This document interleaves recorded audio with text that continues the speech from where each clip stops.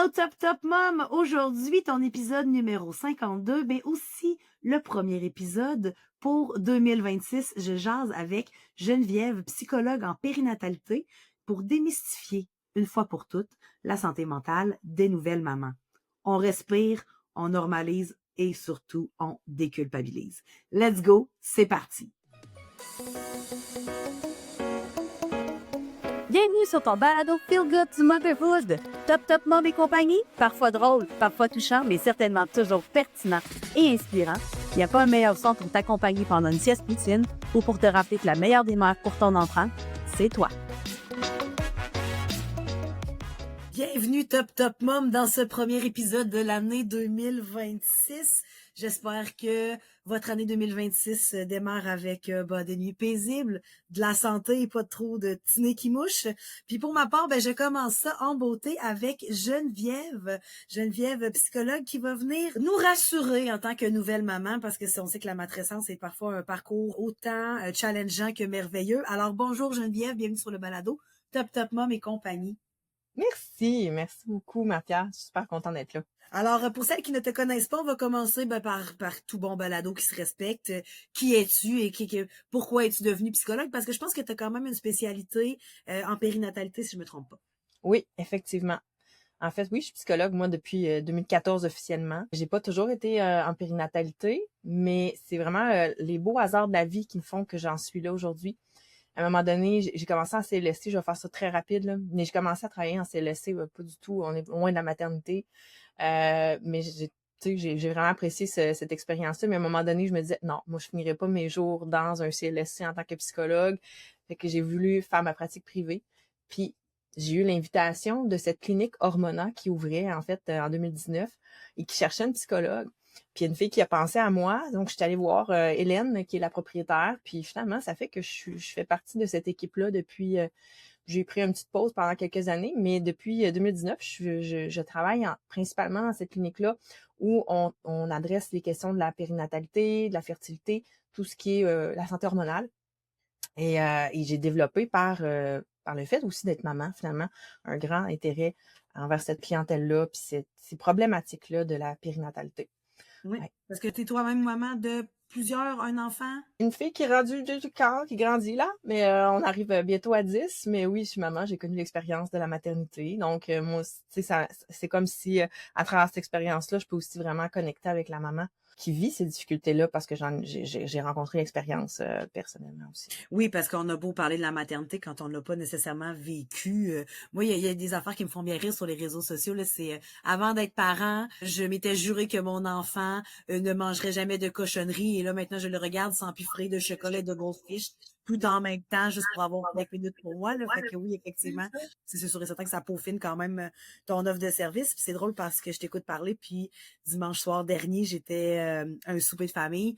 Puis on challengeait mon fils et sa copine sur qu'est-ce que vous voulez faire plus tard, parce que mon garçon est maintenant rendu à 15 ans, puis tu sais, sans nécessairement y mettre de la pression, mais tu sais, d'ouvrir le dialogue, de tu sais, qu'est-ce qui l'inspire, qu'est-ce qui lui se voit plus tard. Puis là, moi, je disais, hey, moi, c'est vraiment psychologue. Moi, j'aurais vraiment, avec un recul, là, avoir eu le raisonnement ou la pensée sur le coup de vraiment faire suivre un cursus scolaire comme plus typique que Oui. le mien. J'ai eu la chance de faire. J'aurais vraiment voulu être psychologue. Puis effectivement, si elle c'était toutes les problématiques, là, t'as toutes les clientèles, t'as toutes, c'est beaucoup plus, j'ai goût de dire rough, entre guillemets. Ouais. Puis c'était une expérience qui était quand même super formatrice. Puis j'ai vraiment, comme si j'avais besoin de ce cadre-là quand je suis sortie de mon cours, tu sais, mon grand doctorat. Ouais, en fait, on est un petit peu ailleurs, là. Puis je suis tellement heureuse de faire ma pratique privée aujourd'hui, puis de pouvoir avoir cette clientèle-là aussi, vraiment de cœur, là. Ben, cette niche-là aussi, parce que j'ai goût de dire que la santé des nouvelles mamans, la santé mentale, autant que la santé physique, là, on peut parler de la rééducation du périnée et tout ça, c'est pas quelque chose qui a des millions d'années de vie, là. Tu sais, Non. avant, c'est comme, c'est le plus beau cadeau, fait que si tu trouves ça difficile, prends sur toi, puis t'es déjà chanceuse que ton enfant soit en santé. Tu sais, on avait des discours très comme ça fait pas des années qu'on entend les discours il y a même le regret maternel maintenant qu'on parle de dire, Ouais. hey, oui, finalement, j'aurais aimé mieux peut-être pas avoir d'enfants, pas que je les aime pas, mais Mm, mm. encore là, je trouve ça bien trop difficile. Ou encore, il y a même un discours de, j'aime pas mes enfants premier abord, ça n'a pas été Mhm. le coup de foudre, ils me l'ont mis dans les bras, puis j'ai comme fait, oh mon Dieu, qu'est-ce que c'est ça, tu sais. Fait que je trouve que Ouais. c'est important d'en parler, puis ça devient quand même une branche de la psychologie qui devient de plus en plus nichée. Fait que c'est tout Ouais. à ton avantage d'être dans dans des pionnières de ce mouvement-là. Puis, ben, ça m'amène un peu à penser, c'est quoi la grande idée la plus fausse que tu as entendue à propos de la santé mentale postnatale? Mettons, c'est quoi le principe qui t'a heurté le plus, toi, en rentrant dans le monde de la périnatalité? En fait, une espèce de fausse croyance que parce que tout va bien, parce que ton bébé fait ses nuits ou parce que tout, en fait, que tu sais, papa est là, puis que tu as du soutien, etc., du soutien, on va dire, que tu devrais pas avoir de problème, que ça devrait bien aller, que ça devrait être le bonheur, que ça devrait être une belle expérience. Souvent, c'est ça. Tout ce que tu viens de nommer, c'est des choses qui sont encore tabous, que beaucoup de femmes ont de la difficulté à accepter de vivre ces émotions négatives-là liées à la maternité. Parce qu'effectivement, tu sais, tu peux même aimer ton bébé, puis mais ça se peut que tu te sentes pas bien. Puis il y a toute une question hormonale aussi liée à ça, qui est au-delà. Puis en fait, il y a beaucoup plus que les hormones, là. Il y a vraiment le processus identitaire, puis il y a tout ce que ça peut faire remonter, des fois, de manière inconsciente, de notre propre histoire. Puis, tu sais, c'est ça. Fait que, tu sais, non, c'est parce que cette idée-là que je devrais pas m'en faire, moi, de ça, là, parce que tu devrais rien, ça devrait bien aller, là. T'es capable d'allaiter, pourquoi tu te sens triste, tu sais? Oui. C'est capoté, hein. Oui, Puis on mais en c'est un peu parle. les discours aussi non sollicités, les opinions non sollicitées. Tu sais, Ouais. moi, je l'appelle Suzanne, là, Suzanne qui est pas mal intentionnée, mais tu sais, Mhm. on qu'est-ce que t'as de plaindre? Moi, j'en ai 8, moi, puis je suis pas morte. Ben, là, ben, OK, ben, tant mieux pour toi, Suzanne. Mais tu sais, je veux dire, Ouais. souvent, on a une capacité aussi à oublier les moments qui sont un petit peu plus difficiles pour se souvenir que du beau. Fait que déjà là, quand t'es passé par la maternité, je calcule, ça fait plus que 10, 15, 20 ans. Ouais. Est-ce que ton discours est vraiment empreint d'empathie face à la maman avec qui tu parles? Je trouve que des fois, c'est un peu biaisé à ce niveau-là. Ah oui, tout à fait. Mm. Moi, il y a un discours souvent comme ben, puis c'est même pas juste en postpartum, c'est la dépression, tu sais, ça arrive pas, ça arrive aux personnes qui sont faibles, aux Ouais. personnes qui étaient pas outillées, aux Ouais. personnes qui, tu sais, mais je veux dire, ça peut attaquer n'importe qui, on parle même plus du milieu socio-économique, là, tu sais, il y en a même des stars d'Hollywood qui sortent, puis tu sais, c'est comme, moi, j'ai vécu la Ouais. dépression postpartum, puis tu dis, voyons, elle a 2 nannies de jour puis une nanny de nuit, mais quand tu parles de l'hormonal, c'est là que ça peut affecter tout le monde. Puis là, Ouais. ça m'amène une vraie question. Ben, pas une vraie question, c'est toutes des vraies questions que j'ai préparées, mais je te l'avais dit, qu'il y a des questions qui m'amènent des questions. Tu travailles dans une clinique de la Ouais. santé de la femme. Fait que j'imagine que c'est une approche très holistique de dire, oui, on va parler de santé mentale, mais il y a aussi l'approche hormonale qui se fait à même cette clinique-là. Oui, tout à fait. La clinique Hormona, on est une équipe là, actuellement, on est 2 psychologues, mais bon, écoute, Hélène, elle a construit vraiment de quoi de super beau. À la base, Hélène, la proprio, là, c'est une acupunctrice. Fait qu'il y a 4, 3, 4, je sais plus. Moins 3, mettons. Acupunctrice, on a des ostéopathes, on a aussi des nutritionnistes, on a une travailleuse sociale, on a même une coach PNL. Fait qu'on est vraiment équipé corps-esprit, je dirais, dans cette façon-là de considérer la santé des femmes. Mm. Oui, parce que, tu sais, je veux dire, psychologue, on peut parler en long et en large des traumatismes, tout ça, mais, tu sais, je veux dire, à un moment donné, quand mettons, je n'importe quoi, quand t'as mal à quelque part, ben, tu sais, c'est sûr et certain qu'il faut traiter ce problème-là aussi. Fait que Ouais, c'est chouette moi, j'aime bien la version, puis on en a de plus en plus, là, j'appelle ça des one-stop shop, là. T'as un numéro de téléphone, mais tu prends tes rendez-vous avec toutes les ouais, professionnels que tu as besoin. C'est comme avoir une petite équipe, c'est comme une équipe de football qui a des physios, puis il y a des médecins, puis des thérapeutes, tu sais, ça c'est fait, ça. je trouve que Ouais, ça donne aussi un gain de confiance de dire j'ai pas besoin de m'éparpiller, j'ai pas besoin de raconter mon histoire 175 fois. Souvent, le dossier va suivre tous les professionnels. Fait que ça exact. aussi, c'est rassurant on sent quand même que c'est peut-être un petit peu plus efficace aussi au niveau du traitement puis des suivis. C'est vraiment cool. Puis on se Puis, sent vraiment pris dans un cocon, là, je fais juste dire ça, là, tu sais, tu sais, la clinique est belle. En tout cas, ouais, on se sent comme enveloppé, ça fait du bien à la clinique, ouais. oui, parce qu'il y a beaucoup de mamans qui n'ont pas. Il y a une étude qui est sortie récemment, là, je me souviens plus, mais je l'ai repartagée dans les stories Ben Urbaine en 2025. Tu sais, les parents millénials étaient quand même ceux qui passaient jusqu'à maintenant plus de temps avec leurs enfants, mais qui étaient aussi démunis de cette fameuse tribu-là qu'on avait de dire habituellement on habitait toutes ces. Tu sais, je vais peut-être pousser un peu à l'extrême le stéréotype, mais ça, on vivait tous sur la même terre, là. Ouais, Avec les cousins et les cousines, ça jouait ensemble, puis nous autres, on ouais, avait nos belles-sœurs, puis nos sœurs pour se parler de maternité. Tu sais, là, c'est vraiment c'est plusieurs petits villages, puis il y en a beaucoup, tu sais, il y en a qui s'en sortent très bien, mais la majorité souffre quand même de cet isolement-là. Fait que d'avoir ce cocon-là qui ressemble à une famille qu'on a choisie, c'est quand même vraiment bien. Ouais, je trouve ça beau que tu fasses cette analogie-là.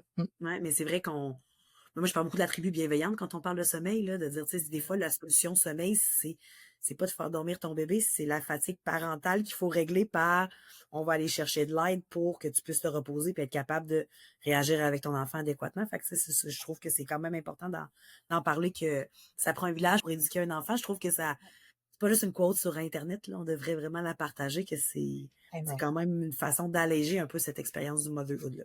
excellent. Ouais. Donc, puis de ce que je comprends, pour qu'on fasse des cliniques, ça veut dire qu'il y a de plus en plus de mamans qui se sentent non seulement isolées, mais qui trouvent que cette expérience-là est ponctuée de haut et de bas. Là, on sait que ça sent très bon un bébé neuf, mais Ouais. quand même, ça l'amène son défi. Fait que toi, Mhm. quand tu accompagnes une nouvelle maman, quand tu as des suivis, c'est quoi la problématique qui revient le plus souvent dans ton bureau? Problématique qui revient souvent, là, c'est j'ai peur de pas être une bonne maman.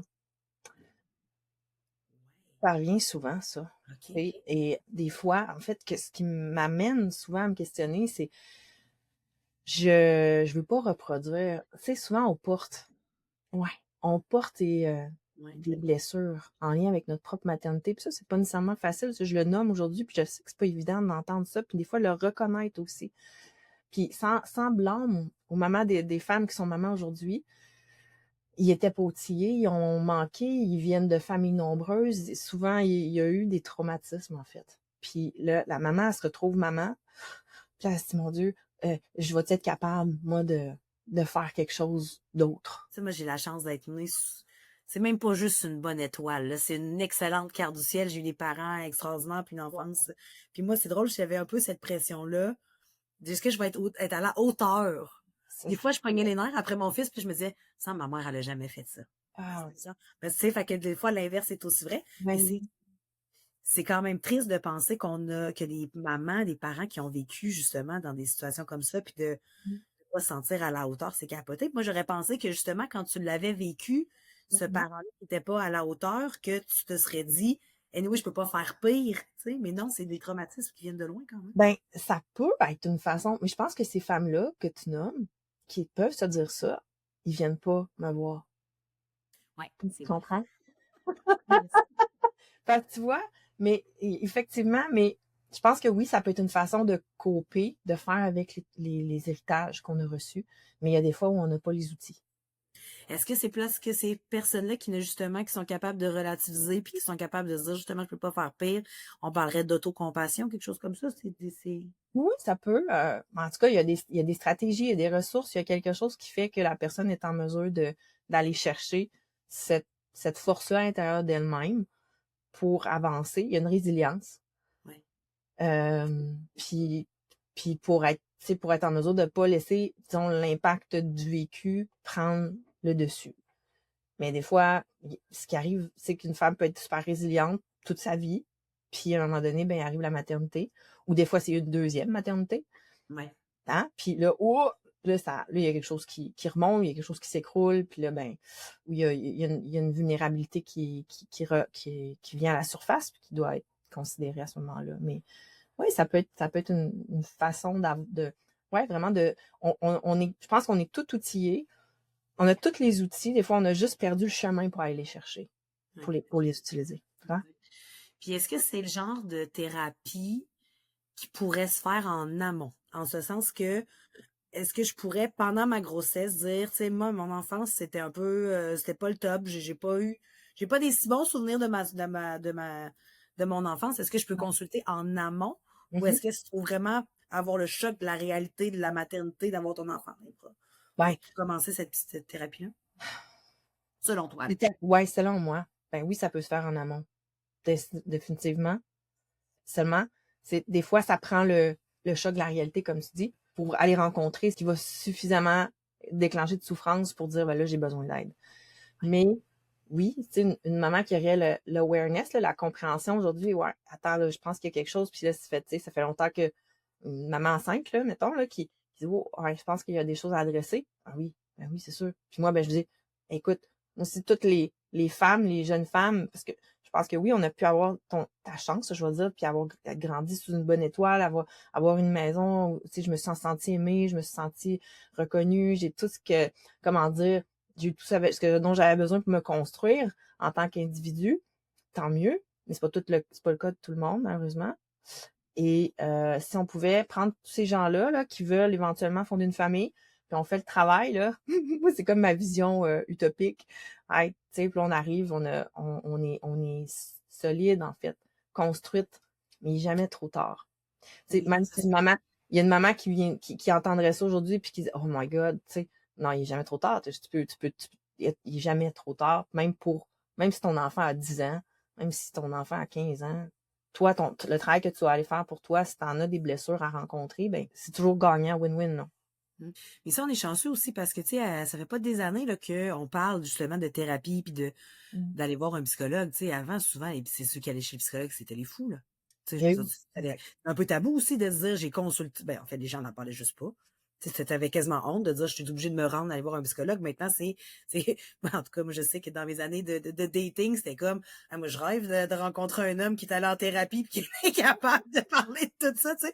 Fait qu'on a quand même une tangente puis ça Ouais, s'améliore. Puis je pense que tout dans à ce fait. monde où tout va vite, tu sais, justement, tu parlais dépendamment de ta première, des fois c'est la deuxième grossesse, etc. Il y a le climat aussi dans lequel, tu sais, la société, tu sais, je pense entre autres aux mamans qui ont dû donner naissance pendant la pandémie. Oui. C'est-à-dire où on s'en va, tu sais, on est en pandémie mondiale, je recouche avec mon masque, il y a personne qui peut venir me voir. Tu sais, C'est je veux dire, même si la tu tes résilience, tu as travaillé, je veux dire, juste ça, qu'on n'a pas été capable de prévoir, ça peut quand même amener une expérience différente de la maternité aussi, là. Ah, tout à fait, tout à fait. Oui, ouais, ça, c'est un contexte, c'est nouveau, qui amène, oui, effectivement, beaucoup plus de détresse. Mm. Puis tant mieux qu'on soit plus outillé maintenant pour dire c'est correct d'aller consulter. C'est pas parce que je suis folle, c'est pas parce que je suis c'est pas parce je le rencontre encore, hein, tu sais, la femme qui a la difficulté à rencontrer sa vulnérabilité.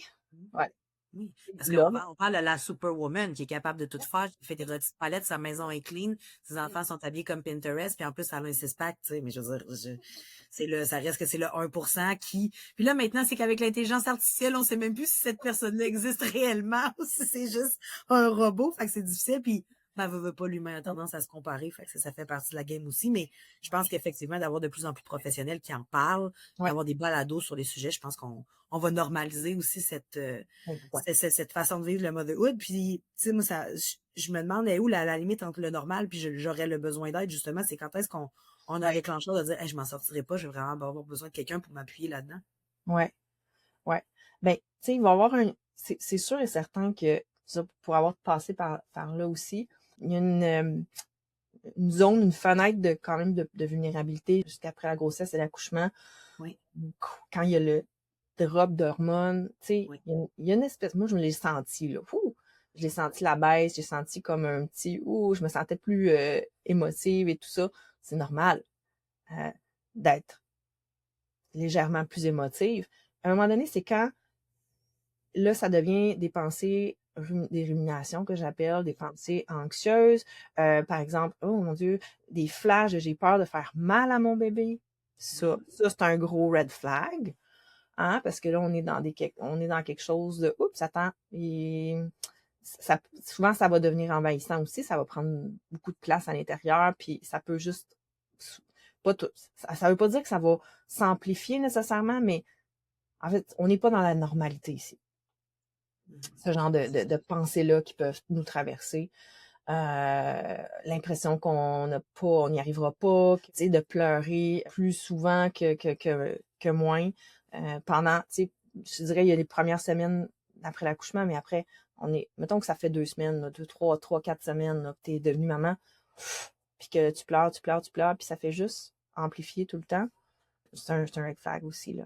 Je pense que ça peut aussi, après ça, se juxtaposer aux autres sphères de la vie, là. Ben Tu sais, oui. c'est ton rôle de mère qui marche plus, mais c'est ton partenaire qui te tape ses nerfs et qui fait jamais rien. Après ça, tu te trouves laide, tu te Oui, trouves oui, moche. Tu sais, là, c'est comme ça devient un peu oui. généralisé dans ton être puis dans ta vie en général, là. C'est un cercle vicieux, tu sais. Ouais, Fait c'est ça. il peut y avoir un déclencheur qui est les hormones ou la changement hormonal dans le corps. Comme je dis, il y a une part de normalité de se sentir un petit peu plus fragile. Mais oui, quand ça vient impacter toutes tes sphères de vie, quand tu te reconnais plus, tu sais, vraiment, ça, des fois, c'est pas évident, des fois, c'est notre conjoint qui va nous le dire. Oui. La difficulté à dormir, bon, ça, t'es là pour ça, mais il y a Mais des là, à quelques semaines après la grossesse, honnêtement, c'est va chercher des bras de rechange parce que c'est un peu normal d'avoir des nuits entre tout à fait, oui, c'est ça. Mettons qu'on est rendu, tu sais, c'est ça, tu sais, plus loin un petit peu dans la maternité, puis que le sommeil revient pas, il y a des pensées envahissantes qui sont pas agréables. Puis surtout, c'est ça impacte ta vie, ta qualité de pas de plaisir à être mère, là. Non, c'est ça. Il y a une réalité, oui, comme tu disais, dans le fond, il y a, comment tu l'as appelé tantôt, là? Je voudrais reprendre tes mots. Le fait de pas aimer être mère, tu sais. Je veux dire, il y en a des choses Le regret maternel. Écoute, moi, c'est du verbatim que j'ai pris quelque part, là, mais je sais pas.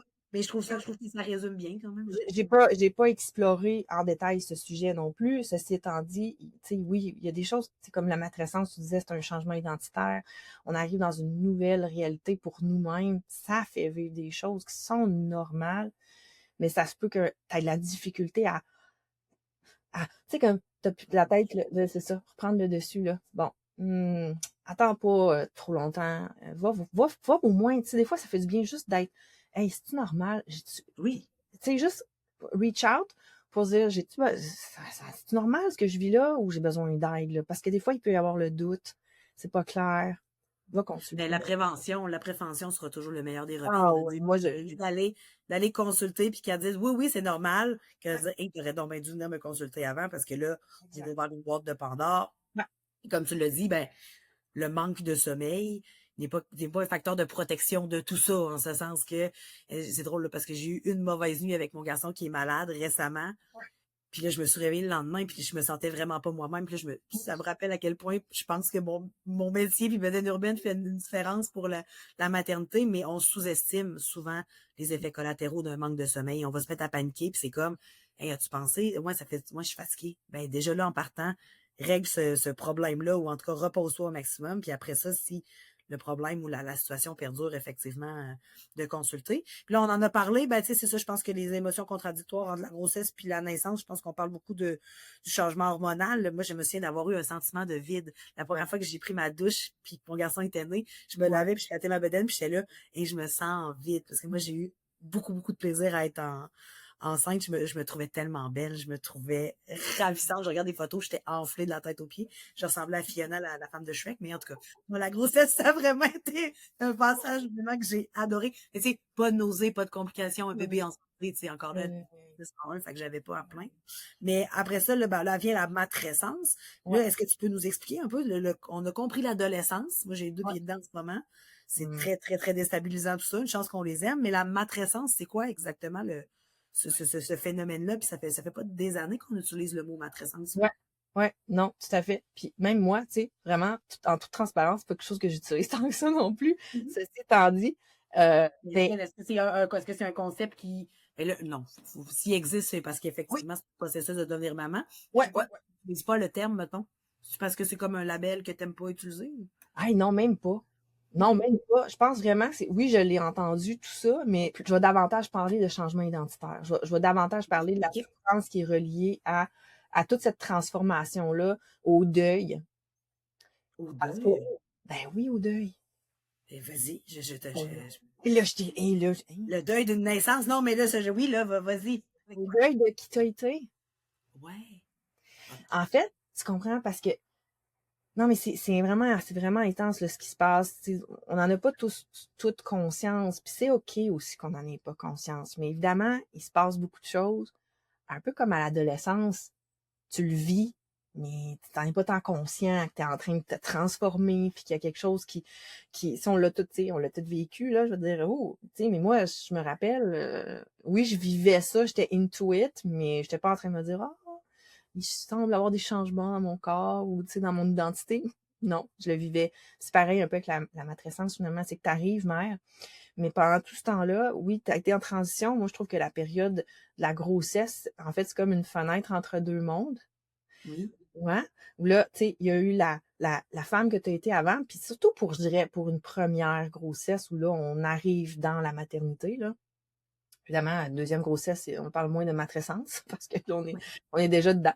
Mais, tu sais, la première grossesse où on arrive, puis il y a eu toute cette jeune femme qui a pu vivre des expériences à partir d'un espace complètement différent de la maternité, qui nous amène à être dans cette nouvelle réalité de je dois m'occuper à temps plein d'un petit être qui est dépendant de moi. Ouais, c'est prendre une douche devient compliqué, là, ouais. C'est exactement. Et tu sais, t'as beau l'avoir réfléchi, pensé, tu t'as vu d'autres mères le faire, tu le sais, mais tu le sais pas avant de le vivre. Hein, c'est pareil que... Tu peux regarder les vidéos de ski, mais tant que t'as pas des skis dans les pieds, t'as pas le feeling, là, ouais. Puis tu sais, si t'as vu ta grande sœur vivre son adolescence, ça veut pas dire que tu sais, toi, qu'est-ce que ça va te faire de vivre cette période-là. Fait qu'il y a tout c'est vraiment la question identitaire où... Puis c'est quand je parle de deuil, c'est ça. Je sais que c'est pas le fun de parler de deuil. On aime ça parler du sunshiny, puis c'est beau, non, non, non. Mais je veux dire, pour qu'il y ait un nouveau lever de soleil, il a fallu la nuit. On n'a pas le choix, en fait, de regarder qu'il y a quelque chose qui est plus là, tu sais. Mais des fois, ça fait mal de regarder. Fait que ça peut sortir en souffrance, en anxiété. Ça peut sortir de toutes sortes de manières, des fois en dépression aussi, en déprime, un petit peu. Pas nécessairement. Il y en a qui le vivent de manière très joyeuse, de manière très, comment dire, ouverte aussi, tu sais, d'être yes, oui, tu sais, je suis contente d'être rendue là, puis c'est pas nécessairement douloureux, mais c'est un changement identitaire, et là, je dois me réapproprier, je dois me réinventer, en quelque sorte. Ça se fait de manière plus ou moins consciente, finalement. Là, moi, j'ai une question très personnelle à moi, parce que moi, je pense que Docteur Geneviève, aidez-moi. Moi, je pense que je suis en train de vivre une transition identitaire de mon rôle de mère, Oui.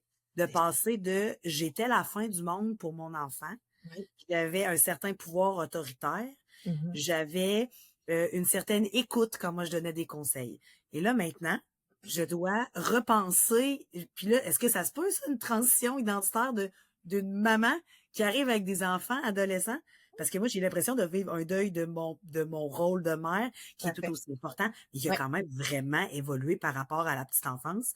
Puis là, ben, c'est ça. Vedette Urbaine était très outillée, 0,5, mais là, force est de constater qu'elle aurait dû continuer ses études parce qu'elle n'a plus d'outils pour son adolescent. Mais c'est terrible, mais c'est aussi une transition identitaire comme, j'imagine, quand les enfants quittent le nid familial. Il y en a quand même plusieurs, là, finalement.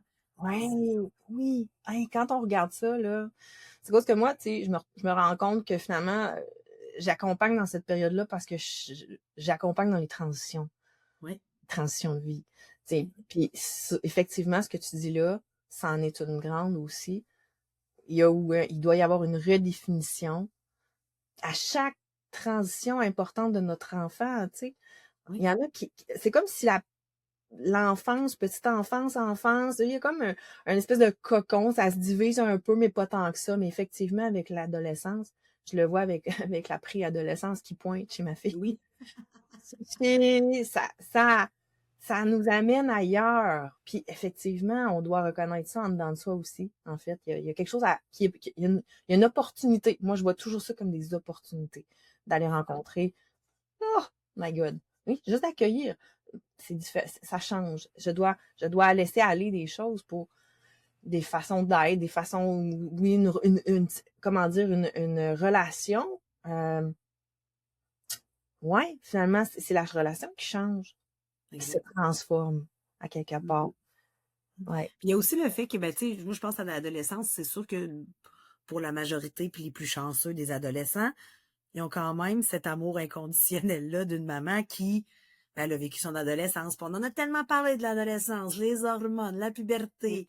Il y a des livres qui ont été écrits là-dessus, tandis que le fait, la matrescence, ben, comme, tu sais, le mot est nouveau, fait qu'on, de parler de ce phénomène-là, il a toujours existé. C'est comme la ménopause. On commence à en parler, mais je veux dire, toutes les femmes, un jour, vont être ménopausées. C'est une fatalité, puis c'est de la réalité.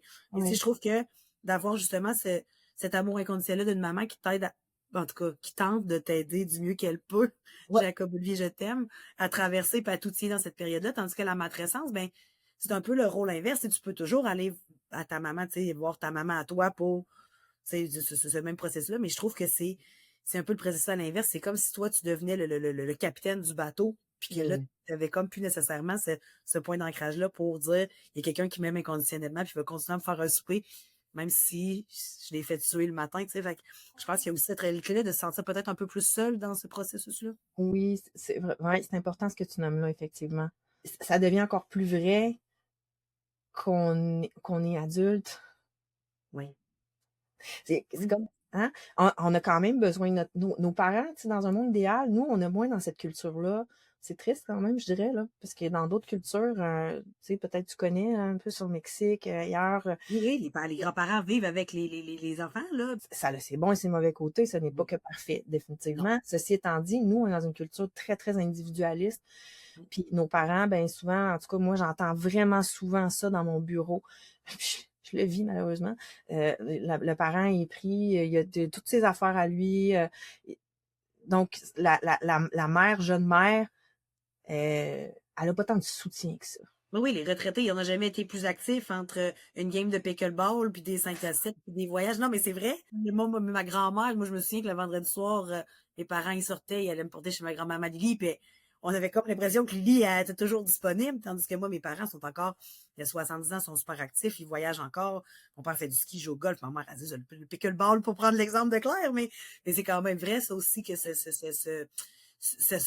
passation-là d'aide est peut-être un peu moins présente. Peut-être parce Ouais. qu'on vit plus longtemps aussi, je sais pas, tu sais, c'est... Il y a plein d'hypothèses. Tu sais, j'ai l'impression aussi que les adultes, nos parents, puis ça, c'est vraiment une hypothèse, mais ils ont donné tellement qu'à un moment donné, ils arrivent à leur propre liberté. 55. Liberté 55, j'allais le dire, j'allais te faire la joke. Là, ils se disent, hey, là, ils se disent pas, ça se fait. Tu sais, c'est comme, ouf, hey, là, ils veulent vivre pour eux-mêmes. Fait que, pas tout le temps, pas dans tous les cas. Je sais qu'il y a des beaux-parents puis des parents qui sont très présents puis qui sont très supportants. Ceci étant dit, effectivement, rendu à cette étape-là, on n'est plus dans cette dynamique d'avoir, comme tu dis, le parent à la maison ou le parent qui est disponible. Non, puis souvent, c'est ça le défi. C'est un peu comme ça, moi, j'accompagne. Des fois, c'est un peu challengeant, je vais te le dire, mais c'est d'aller rencontrer sa capacité à soi de se materner, Oui, d'accompagner prendre soin de soi, de s'aimer soi-même. c'est ça. Puis Ouais. ça veut dire aller rencontrer tous les espaces souvent où j'ai eu de la difficulté à le faire. Eh, Bon. mais y a-tu quelque chose de plus difficile au monde que de se regarder dans le miroir? Tu sais, je veux dire, souvent, on va le faire pour les autres, Ouais. on les aide à trouver des solutions, on les accueille dans leurs imperfections. Ouais. Puis pourtant, nous, quand on vient, tu sais, ah Mm. non, on est mal à l'aise, on passe la poussière en dessous du tapis, on veut pas nécessairement se Ouais. confronter à ce dossier-là. Puis je pense que la maternité nous amène justement à se dire, ben là, écoute, je peux pas nier ça plus longtemps. Ça Ouais. fait partie de moi. Soit je vis avec, puis je continue, ou j'essaie de guérir ça justement petit à petit. Puis ça m'amène à parler du fameux perfectionnisme, la mère parfaite, là. Moi, je rêve qu'on parle de plus en plus de la mère suffisamment bonne, dit Dr. Donald Winnicott. Cette mère qui est là, elle fait son possible, elle est pas parfaite, mais tu Mm. sais, la mère perfectionniste, ben, je trouve que ça a scrappé une partie du motherhood de vouloir vivre son motherhood pour impressionner, pour mettre ça sur les réseaux sociaux, pour prouver qu'on était capable, pour prouver qu'on a des bons enfants, pour prouver qu'on, tu sais, Ouais. à qui, ça je me le demande encore une fois, prouver à qui, mis à part à toi-même, t'as pas grand-chose à prouver à personne, mais pourquoi on est rendu avec cette pression-là? À mon avis, c'est un phénomène où on recherche beaucoup, beaucoup la valorisation à l'extérieur de soi. Il y a quelque chose qui fait que dans la société, on a cherché beaucoup, que ce soit par la performance. Et c'est très vaste aussi parce que je dirais, là, la femme est beaucoup coincée à l'intérieur de ça. Si on regarde là, dans l'histoire, pas très lointaine, elle a tellement été écrasée, tellement été mise dans... Tu sais, c'est pas si loin, là, nos grands-mères. Là. On a même un retour à ça, là. Il y a beaucoup de courants maintenant sur les réseaux sociaux. Là, tu sais, on peut parler du masculinisme et des affaires de même. Il y en a encore des gens, moi, Simone de Beauvoir, là, qui dit soyez toujours alerte, là, parce que on n'est jamais à l'abri de la destruction des droits des femmes, là, tu sais. Fait que je pense que on pensait qu'il y avait une partie de gagner, mais pour se rendre compte que finalement, c'est pas Mm. 100% acquis qu'on est égaux, là. Non, c'est ça. Puis, fait qu'on dirait qu'il y a comme une espèce de volonté inconsciente de montrer qu'on est capable. We've got that, là. Tu sais, comme ça peut être la maternité qui devient l'espèce de ring dans lequel on s'installe pour aller prouver qu'on est des power women. Ceci étant dit, ça va être ma vision aussi personnelle. Des fois, je sais que pour certaines femmes, c'est confrontant. Moi, je dis, on serait jamais un homme. Notre plus grande qualité, Geneviève. Ben, moi, je pense que oui, définitivement. Mais tu sais aussi, tu sais, la mère parfaite, là, c'est la performance, c'est I'm on top of the game, moi, je me sens comme toutes des confitures à l'intérieur, mais je vais montrer que je suis donc bien on top of the game, hein? Ouais, le poker face, là. Ouais. Hein, le poker face, le masque. Puis ce sont tous des mécanismes qui viennent d'une grande blessure du féminin. Du féminin, tu sais, je veux dire, fait qu'on traîne ça. C'est un peu notre traumatisme intergénérationnel du Ben, sexe féminin, finalement. je me positionne un peu dans cette vision-là, en fait. OK? Fait que c'est plus grand que soi. Mais c'est un mouvement qui est quand même fort parce que ça te demande d'aller regarder ta vulnérabilité en face, d'en sortir. Puis de te regarder puis de dire non, non, ma belle. Non, non, c'est pas vrai là que t'es au top of the game en ce moment. Tu te sens comme t'aurais envie de te cacher dans le fond du trou. Sauf que là, t'es pris à l'intérieur de ça, hein. Tu sais, souvent, c'est ça, là, ils se sentent prises. Mais oui, parce qu'il faut encore que tu prouves que la maternité, c'est le plus beau cadeau de ta vie. Oui, Alors, alors que dans le fond, tu caches en dedans de toi aussi des fois où tu auras envie, tu sais, tu te dis, mais pourquoi je suis mère? Pourquoi j'ai choisi ça, tu sais? Tous des sentiments qui sont tellement difficiles à ressentir puis à accueillir. Fait que, tu sais, moi, je peux comprendre qu'on puisse vouloir cacher ça en arrière d'un masque et d'une mère parfaite. Mais c'est triste parce que oui, moi, j'en vois des femmes qui veulent sortir, en fait, qui sont même pas capables d'être dedans. Et là, ils voient toutes les mères autour d'elles, puis là, ils sont comme, oui, mais, tu sais, moi, je vis ça de même. Puis là, j'ai toutes ces femmes-là qui ont non, mais l'air au top, puis ça crée de la souffrance, mais dans le fond, si on gratte un peu, tu sais, c'est un scratch and sniff qui sent pas toujours bon, là. ben, puis là, moi, j'ai le goût de rajouter là-dessus les fameux réseaux sociaux. Tu sais, c'est rendu qu'on va comparer notre expérience à des gens qu'on connaît même pas. Ouais.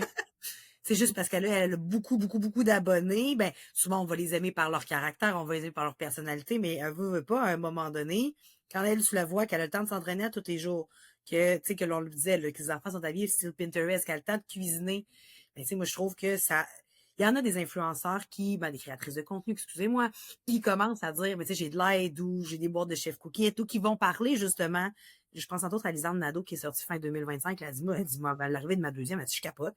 J'ai plus le temps d'enregistrer mes balados. J'ai l'impression d'être en bonne survie. J'ai plus le temps de mon chum. J'ai plus le Voilà. temps pour mon plus grand. Tu sais, fait que là, heureusement, on a ce discours-là, mais je pense qu'il reste quand même ce mouvement-là de vouloir se comparer. Puis c'est rare qu'on va se comparer à moins bien. Tu sais, souvent, on l'aspire à mieux. Fait que, tu sais, si tu rajoutes un peu comme ta vision que j'adore puis que je trouve que c'est tellement vrai, toute la pression du féminin qui existe depuis la nuit des temps, Mhm. par rapport à la société de performance dans laquelle on vit, plus les réseaux sociaux où tout semble parfait, rajoute là-dessus un cocktail Molotov d'hormones, un manque de sommeil. Je veux dire, c'est pas étonnant qu'il y en a la majorité d'entre nous vont vivre des up and down, là. Tu sais, faut Wow. normaliser aussi le fait que on parle même pas de l'exception en ce moment, là. On parle quasiment de la règle. Ben, c'est de reconnaître que, ben, en tant que femme, je veux dire, à la base, là, vraiment, là, on est cyclique, hein. Oui. Tu sais, moi, je dis pas qu'on est obligé de s'arrêter complètement de vivre parce qu'on a des cycles puis des hormones, puis qu'à un moment donné, on crash parce que, tu sais, mais dans les faits, on devrait être comme la lune. Allez, ça va être beau ce que je dis là, mais, tu sais, on devrait être comme la lune. Oui, partons là, j'adore ça, moi, tout ça, le tarot. Vas-y. Non, mais tu sais, la lune, là, à un moment donné, elle est pleine, à un moment donné, elle est cachée. Oui. Mais nous, là, on se demande d'être toujours on top of the game. Puis c'est ça, rencontrer sa vulnérabilité, ça veut dire aussi reconnaître, non, I can't be that, là, tu sais. Même si je veux me mettre le masque, je suis toujours, tu sais, j'ai aucune ride. De toute façon, à un moment donné, il faut rencontrer le petit buissonnant qui veut sortir. Il y a tout ça, tu sais. Mais c'est comme, on n'est pas en mesure, tu sais, c'est contre nature, en fait. Fait que oui, on a besoin, à un moment donné, de retourner à l'intérieur. Ça veut dire aussi, des fois, de regarder ce qui est plus vulnérable aussi. Mais tu sais, c'est niaiseux parce que c'est des choses qu'on va faire peut-être, tu sais, mettons, dans l'environnement laboral. On va dire, j'aime ma job, ben elle, je suis pas capable. Après, dans sa relation de couple, on s'aime, mais là, ces temps-ci, sérieux, il a découvert un nouveau jeu vidéo, il est tout le temps là-dessus, il me tape ses nerfs. Mes parents, il y a plein de sphères dans la vie où on va se donner le droit de ces zones d'ombre, ces zones de lumière. Tout à fait. Tandis que le motherhood, c'est comme si on avait tellement vu ça comme le saint graal de l'aventure féminine d'avoir des enfants. Puis tu sais, même qu'avant, tu pensais pas avoir d'enfants.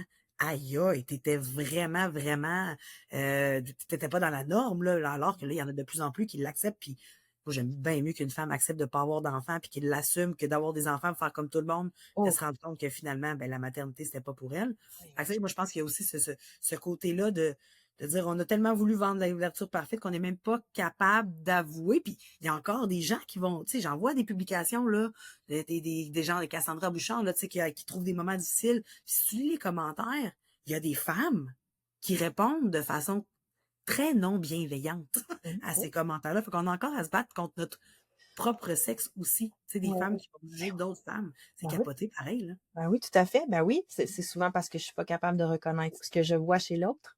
En Ouais. moi. En plus, mais tu sais, c'est surtout que caché derrière mon avatar de Pouliche 34, je peux bien dire ce que je veux, finalement, ils me retrouveront jamais. Oui. Ils me retrouveront jamais.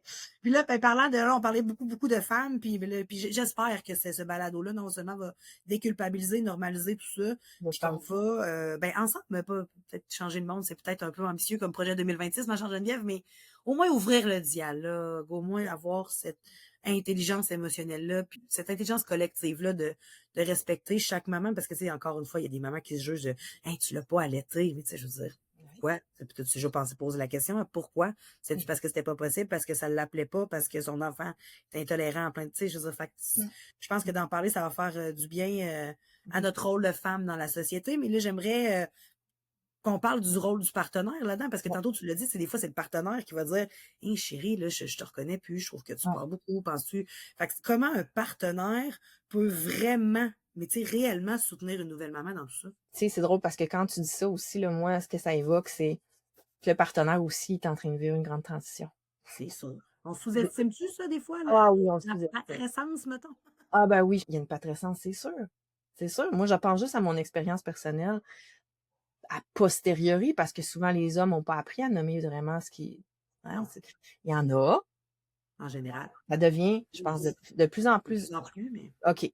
Mais souvent, c'est comme ça se nomme pas vraiment, tu sais, au niveau émotionnel ce qui est en train de se vivre parce qu'ils s'en rendent pas compte. C'est comme ça se passe. Mais c'est là, a posteriori, mon conjoint m'a dit, moi, ça a été un grand deuil pour lui. Parce que tout d'un coup, l'objet de mon amour, c'est devenu mon enfant. mhm. Mais fusionnel, là, tu sais, je suis contente d'avoir vécu ça. C'était vraiment un beau moment. Puis je m'en suis pas rendu compte, mon chum, il a pris vraiment le bord. Tu sais, parce que, à quelque part, il y a quelque chose de très, très, très instinctif, de très protecteur. C'est la maman qu'il faut qu'il prenne soin de son bébé. Puis écoute, c'est tout, là, tu sais, il a besoin de moi pour survivre. Fait que, oui, le conjoint peut facilement prendre le bord. Donc, c'est important, j'avais comme envie de nommer ça parce que oui, il peut supporter, mais lui aussi vit des choses. Fait que Oui. Sans banaliser le rôle de la mère, on peut quand même accepter que le papa vit aussi. Là, moi, je pense que c'est important de dire. exactement, juste mettre ça en lumière, Mm. mais c'est certain qu'un conjoint, je dirais, peut vraiment être attentif aux signaux. La meilleure façon, je trouve qu'un conjoint peut supporter sa conjointe, c'est d'être là, tu sais, dans la mesure du possible, dans ce qui peut être là pour elle, comme papa, parce qu'au début, c'est une expérience effectivement très quand même challengeante pour l'un comme pour l'autre, de s'habituer à cette nouvelle réalité-là. Quand il y a un autre enfant, tout en plus, tu sais, être à l'écoute, mais des fois, c'est pas évident pour un homme, tu sais. Être à l'écoute pour un homme, j'aime ça. Non, Ça, non, c'est mais un autre sujet. oui, oui. Puis ici, je veux pas mettre de, tu sais, je veux pas dire des choses, je veux pas catégoriser, je veux pas. C'est juste que des fois, c'est pas simple, parce que lui-même, il y a des fois de la difficulté à être à l'écoute de ce qu'il vit. Fait que bon, on est à l'écoute de l'autre, on s'entend que ça peut être un défi. C'est juste parce que c'est pas transmis générationnellement. On est dans cette réalité-là. Mm. Hein, les hommes pleurent pas, puis t'es fort, t'es capable, tu prends, tu sais, bon. Fait mais si le conjoint peut être là à offrir une présence, juste dire c'est quoi que tu as besoin, mon amour. Moi, ce que j'entends souvent qui est tellement aidant, c'est qu'il soit là pour, tu sais, changer les couches. Elle va allaiter, tu sais, surtout dans les premiers temps, là. Oui, faire tout le reste, finalement. Hein. Ce que lui, il n'est pas capable de faire. Exactement. J'entends souvent, il est pas capable de prendre, tu sais, il est comme maladroit avec les bébés neufs, tu sais, des fois, les hommes sont loin, puis je me dis, ben, OK, s'il peut pas prendre soin du bébé, il est-tu capable de prendre soin de la maison? Les autres membres de la fratrie, il est-tu capable de prendre en charge l'épicerie, les repas, tu sais, je veux dire, y a-tu une autre façon?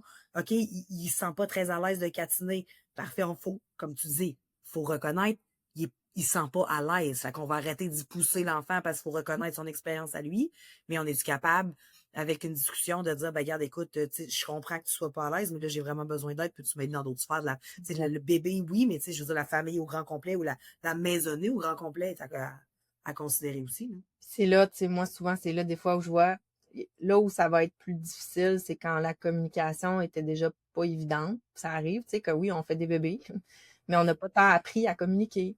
Tu sais, parce que, je veux dire, moi-même, il a fallu que je l'apprenne à communiquer de manière, on parle souvent de communication non violente, mais je veux dire, de manière bienveillante, OK, tu sais, fait que, donc, des fois, c'est juste des choses qui pop-up aussi, postpartum.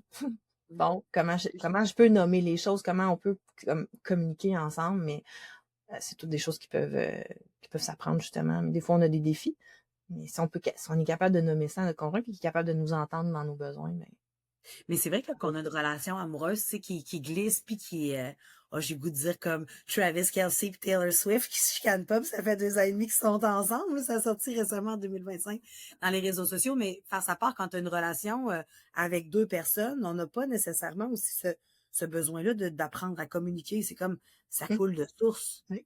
Fait que pourquoi on s'assirait ensemble puis on se dirait, bon, ben là, parle-moi de toi, parle-moi de tes émotions, qu'est-ce qui t'a manqué cette semaine? Qu'est-ce que je peux faire pour m'améliorer? Est-ce que tu te sens aimé? Parce que moi, je sais que je t'aime, mais est-ce que tu te sens aimé, les fameux 5 langages de l'amour? Fait qu'on n'a pas vraiment eu ces difficultés de communication-là, d'apprendre à faire ça, en plus de l'aventure d'être parent. Ouais.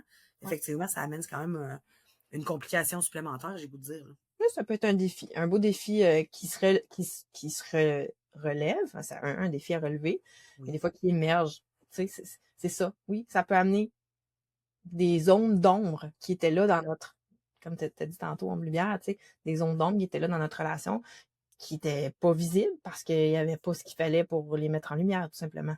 C'est ça, on n'avait pas besoin de creuser. On savait même pas qu'elle existait. C'est juste que là, des Exact. fois, on est confronté à tout ça parce que là, on vit l'expérience. Puis là, maintenant. Puis Ouais. tu sais, c'est drôle parce que moi, je vis quand même une nouvelle relation avec un nouvel homme qui est très porté là-dessus, là. Qu'est-ce qui t'a manqué cette semaine? Puis très. Mm. J'ai jamais vraiment eu ça. Puis je réalise que, écoute, je passe ma vie à communiquer. J'ai un balado, j'aide des gens. Mhm. Puis mon réflexe au départ, c'était tout le temps, non, ça va. Non, non, ça va. J'avais comme l'impression qu'il me posait la question, puis que moi, mon devoir, c'était de dire que tout roule. Mais lui, il me pose vraiment la question pour savoir qu'est-ce qu'il peut faire pour améliorer, tu sais. Fait qu'à un moment donné, c'est aussi de faire confiance à l'autre que c'est pas comment tu vas, ah, ça va pas, pour qu'il te tape sa tête, puis dire, ouais, t'es donc bien faible, puis ça croit que t'es pas capable, puis t'es en congé de maternité, t'as rien que ça à faire, prendre soin d'un enfant. Mais non, c'est que le conjoint est vraiment intéressé à vouloir t'aider. Fait que si tu lui ouvres pas cette porte-là, ou tu sais, juste de dire, ben, écoute, ça va pas, mais je sais pas comment le phraser, je sais pas comment le communiquer. Mais déjà là, au moins de lever le flag, je pense que ça peut quand même, un conjoint bienveillant puis bien attentionné, de dire, ben, OK, je comprends que t'es pas capable de le verbe, mais tu sais, qu'est-ce que je peux faire pour t'aider? Ou si je fais ça, est-ce que tu as l'impression que ça t'aide? Tu sais, fait que Mhm. je trouve que, mais tu sais, c'est difficile d'être un adulte comme ça, je trouve. Mais oui, hein, ça demande d'être adulte, de prendre soin, de nommer clairement, d'aller rencontrer finalement, ce que tu dis, t'es en train de rencontrer cette part plus vulnérable qui est capable de dire finalement, ben en fait, non, en dessous de mon ça va, il y a, ouais, pas tant, il y a ça, tu Oui, sais. c'est ça. Ouais. Ça va pas, je sais pas comment, je sais pas pourquoi, mais merci de demander. Ouais, c'est ça, tu sais, la vérité, c'est celle-là. Ouais, oui, c'est comme, ça te demande de stepper un petit peu, tu sais, comme, Oui, ouais. exact. Puis c'est pas il y a peut-être du monde qui nous écoute, puis c'est comme, ben voyons donc, tu sais, mais je vous jure, c'est pas tant facile. Ben, je suis d'accord, parce que je pense que on a appris à dire pour les autres Oui. beaucoup, hein. Ça va, oui, toi? Mhm. Mais on est pas, par réflexe, on va dire que ça va, tu sais. Des manières très, tu sais ça, automatiques. Puis, hey, l'autre, puis aussi des fois pour prendre soin de l'autre, inconsciemment, si je lui dis que ça va pas, il va vivre comment? Oh, mon Dieu, tu sais, je veux pas Je veux pas le perdre, je veux pas le brusquer, je veux pas penser que c'est lui la je veux faute. pas être lourde, je veux pas, tu sais, fait que tout ça qui s'installe, puis c'est là, tu te rends compte que finalement, ah, attends, je suis pas en train de dire les vraies affaires. Ouais. Et puis à la limite, quand tu te donnes pas le droit à cette vulnérabilité-là, je trouve que ça devient quasiment un manque de respect envers la personne qui prend le temps de te demander, puis tu es en train vraiment de mentir d'en face. Puis Ouais. de toute façon, on le sait bien que si tu n'es pas capable de mentionner les petits trucs au quotidien ou en tout cas de façon c'est consistante puis le plus souvent possible, ça finit souvent par exploser là. Ouais. Puis souvent, ça explose à 3 heures du matin, quand le bébé dort plus. Puis on prend quasiment la décision de se laisser, alors que si j'avais été capable de, c'est plutôt dire à mon conjoint, prends soin de l'enfant, je suis plus capable. Si déjà, au début de la semaine, j'avais été capable de dire, hey, en venant du bureau, tu penses que je pourrais avoir une demi-heure pour moi d'aller prendre un bain, parce que je pense que là, je suis en train de perdre le contrôle. Fait que, tu sais, je pense que c'est aussi une relation respectueuse d'être capable de mettre des mots sur nos émotions, autant homme à femme, femme à homme, ou femme, homme, là, nonobstant Oui. de la construction de notre famille. Oui. Puis les mythes que tu voudrais déconstruire à propos du soutien psychologique, on en a parlé un peu tantôt, mais on a parlé que souvent c'est fait pour les faibles, que c'est fait pour les fous, et il y en a sûrement d'autres mythes qui entourent la fameuse demande d'aide, là. Lui, il est gros, par exemple, là. C'est souvent celui-là qu'on entend, hein. Ouais, c'est ça, puis c'est celui qui m'est venu d'entrée de jeu, là. Mais moi, j'ai goût de t'en donner un autre, là. Vas-y donc. Parce que souvent, ben, tu sais, c'est quand même des sous consulter en psychologie, là, on se mentira pas. Tu sais, le système public, ça peut être très long avant d'avoir accès à ça. Fait que je pense ça existe-tu des ressources qui sont moins dispendieuses, ou je sais pas, y a-tu des façons d'avoir recours à ça? Tu sais, je pense entre autres à mes mamans monoparentales, là, qui Ouais. arrivent à peine à la fin du mois. Tu sais, y a-tu une façon d'avoir de l'aide? Ouais. Tu sais, oui, il y en a, il y Des a organismes, là, finalement, mais c'est des organismes. autrement de ça, il y a les PAE qui peuvent être supportants aussi, tu sais, quand on a un emploi. OK. Hein, tu sais, moi, je pense qu'il y a des femmes, des fois, qui pourraient même, savent pas, qui ont accès à un service de PAE, puis Oui, peuvent souvent, on le sait pas, t'as tellement raison. si tu as un emploi, tu sais, va voir, va cogner la porte à ton employeur, il y a peut-être accès à un service de PA qui va te donner un petit soutien. Tu sais, accès à quelques rencontres, tu sais, déjà que c'est vraiment pas mieux que rien. Parce que souvent, c'est sûr que ça demande un investissement de faire un cheminement sur soi. L'investissement de temps. Un temps et monétaire, parce que d'une certaine manière, on peut stabiliser une situation, c'est une chose, tu sais, qui va peut-être demander quelques rencontres, tu sais, court terme. Mais si on a envie d'aller plus loin, un peu comprendre, tu sais, faire du ménage sur ce qui est là, on sait pas combien de temps ça peut prendre, tu sais, il y a des éléments traumatiques et tout ça, ben, il y a un élément de temps qui rentre en ligne de compte qu'on n'a pas de pouvoir là-dessus, vraiment de... Mais ça aussi, c'est un autre état. Moi, je trouve la psychothérapie parce qu'on est encore, puis je le vis vraiment avec ma pratique, là. Ouais. Pourtant, ça fait des années qu'on roule avec la philosophie bédène-urbaine. C'est pas, je te vends pas une formule magique. Je te vends pas de résultats garantis. Je te vends mon expertise sommeil pour qu'on soit capable ensemble de trouver le besoin de ton enfant derrière le défi sommeil. Puis je te vends mon accompagnement pour pas à pas tout y pendant le laps de temps, dépendamment du service que tu offres. Puis pourtant, il y a encore des gens, je sais là, pertinemment, qui vont m'écrire un courriel. Je m'attendais pas à ça du tout. C'est donc bien flou, votre affaire. Ouais. Moi, c'est flou, mon affaire, parce que je te donne pas des durées de temps, parce que je te garantis pas des résultats, parce que je te fais pas 1, 2, 3, 2.1, 2.2, parce que justement, je veux que tu comprennes le sommeil et tout ça, puis ça déconstruit. Fait qu'il y a je suis certaine qu'il y a des gens qui arrivent en psychothérapie, puis c'est comme, ben là, elle m'a parlé de mon enfance. Moi, ce que je voulais, c'était ça. Mais oui, mais là, tu sais, des fois, faut placer les briques du bas avant de construire le toit, tu sais. Puis c'est des fouilles, effectivement, ça peut être un irritant pour certaines personnes qui veulent avoir la solution maintenant, de le livre à lire qui va changer leur vie, tu sais. Puis, tu sais, je pense qu'il y a des fois où ce genre de ressources-là peut vraiment amener un déclic, quelque chose tu sais, oui, ça peut arriver, là, que tu lises la quote, là, dans quelque part, là, qui fait comme, ah, c'était ça que j'avais besoin de comprendre pour faire, tu sais, comme, tu sais, des grandes transformations dans sa vie. Puis en même temps, mon expérience, ben, c'est qu'effectivement, on peut pas mettre vraiment de durée. Moi, je prends tout le temps de vérifier, tu sais, je suis le bon match pour toi. Oui. C'est quoi ton besoin? Ça se peut que je sois pas la bonne ressource pour toi. Ça se peut que qui je suis fit pas non plus, tu sais. Fait on prend la première rencontre, tu sais, pour poser ça. Mais je suis consciente, tu sais, que effectivement, les ressources de psychothérapie, puis en plus, en ce moment, écoute, on en manque, tu sais, je veux dire, il y a une pénurie, hein, de l'offre et de la demande, en tout cas, bon, tout ça. Fait que oui, c'est sûr que oui, ça demande un investissement monétaire qui est là. Puis les ressources accessibles, c'est pour ça que moi, je suis en train de vouloir, tu sais, amener plus d'informations, parce que déjà, par l'information, des fois, on peut faire un bout de chemin. Comme tu dis, il y en a pas assez qui circulent sur toute la question de la maternité, la matrescence et tout ça. Fait que ça, c'est à venir en 2026. Mais effectivement, j'aimerais ça. J'aurais aimé ça, tu sais, être plus outillé pour t'en parler. Si je reviens avec de quoi, je pourrais te les transmettre. Au pire, tu les transmettras à la communauté Top Top Mom.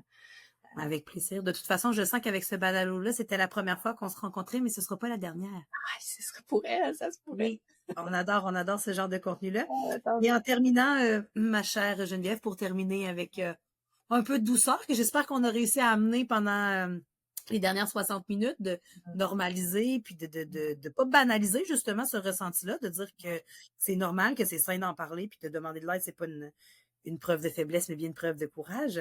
Une phrase que tu aimerais dire à une nouvelle maman qui nous écoute, qui se sent dépassée, ce serait quoi? C'est « tu fais de ton mieux Oui. ». Tu fais de ton mieux. Mm-hmm. Tu fais ce que tu peux avec les outils que tu as au moment où tu le fais. Fait qu'à un moment donné, c'est ça. Si tu fais de ton mieux, puis c'est une opportunité pour amener plus d'amour encore à l'intérieur de toi. Pour grandir à travers tout ça. Moi, j'aimerais t'inviter, Top Mom, qui se sont dépassés, à aller lire la définition de c'est quoi. On en a parlé, là, on a effleuré le sujet, la mère suffisamment bonne. Moi, je pense qu'il y a beaucoup de mamans qui devraient s'imprimer ça quelque part dans la chambre de leur enfant ou sur le frigo de la cuisine. Mais moi, je trouve que ce concept-là, il est excellent. Puis je trouve qu'il résume bien, justement, la Top Mom que nous, on essaie d'avoir comme avatar, ou du moins d'inspirer chez Beden Urbaine puis dans nos réseaux sociaux, nos communications. Ça se résume un peu à ça, c'est tu fais ton possible, là, finalement. Tu sais, je veux dire, tant que c'est bien orienté puis que c'est bienveillant, même si tu t'es trompé, même si tu as crié après ton enfant, il y a toujours moyen de raccommoder, qu'il y a un lien d'attachement, c'est plus fort qu'on le pense. Puis, tu sais, il faut quand même à répétition taper sur le clou pour amener un enfant qui a détesté son parent, tu sais. C'est la réparation, en fait. C'est ça, moi, que j'ai appris dans mes formations, puis que je fais aussi. C'est, oui, le lien, des fois, il peut y avoir un heurt à l'intérieur du lien, mais si on est capable de venir réparer, tu sais. Mais avec beaucoup d'autocompassion, douceur et de résilience, comme on l'a dit, ma chère Geneviève. Ouais. Merci infiniment de ta présence sur le balado Top Mom et compagnie. Où peut-on te retrouver, ma chère Geneviève? Est-ce que tu as une plateforme de réseaux sociaux ou peux-tu te suivre quelque part? Oui, comme je disais, je vais avoir mon YouTube Geneviève Godreau, psychologue. Sinon, on peut me suivre. Je suis pas beaucoup sur les réseaux en ce moment. D'accord. Merci beaucoup, ma chère Geneviève, et je te dis à très bientôt. À très bientôt, merci. Hey Top Mom, tu viens tout juste d'écouter un épisode du balado Top Mom et compagnie. Si tu as aimé cet épisode, donne-nous une dose de love en nous accordant la note parfaite de 5 étoiles ou encore mieux, écris-nous un petit mot en commentaire. Merci infiniment d'être aussi top et je te dis à très bientôt pour un prochain épisode de Top Mom et compagnie.